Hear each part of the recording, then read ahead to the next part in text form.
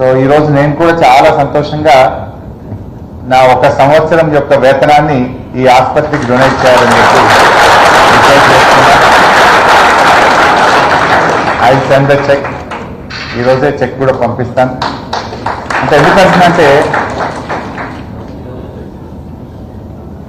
ఈ ఆసుపత్రి సత్యసాయి సంజీవని ఆసుపత్రి ఇంకా ప్రాణం ఉంటుందో పోతుందో ఎలా అని కొట్టుమిట్టాడుతున్నటువంటి వారికి ఇది నిజంగా ఒక దేవాలయం. This is an temple. ఈ ఆసుపత్రిలోకి వచ్చినటువంటి వాళ్ళు దేవాలయంలోకి వచ్చినంత భావన కలుగుతుంది. దేవుడు ఎలా వరమిస్తాడో, నేను బతుకుతానో పోతానో అని ఇక్కడికి వచ్చినటువంటి వారికి ఈ ఆసుపత్రి ప్రాణ ప్రతిష్ఠ చేస్తాడు.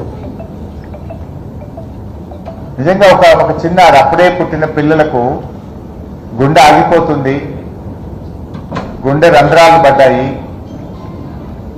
హార్ట్లో కంజెషన్ ఉంది అన్నప్పుడు ఆ తల్లిదండ్రుల ప్రాణాలు విలవిలలాడుతుంటాయి.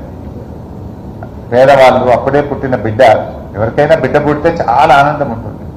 కానీ ఆ పుట్టిన బిడ్డ గుండెకు రంధ్రాలు ఉన్నాయి, ఆ పుట్టిన బిడ్డ ఇంకా బతకడం కష్టం అన్నప్పుడు ఆ తల్లిదండ్రుల ప్రాణాలు విలవిలలాడుతూ ఉంటాయి.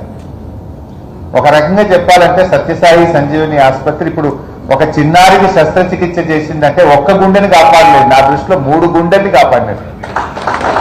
విలవిలలాడే ఆ 2 గుండెలకు కూడా ధైర్యాన్ని ఇచ్చి ప్రాణం పోస్తున్నా మీ బిడ్డకని అటు ప్రాణం పోసిన బిడ్డకు తల్లిదండ్రుల గుండెలను కూడా వాళ్ళు నిజంగా ప్రాణం పోస్తున్నారు.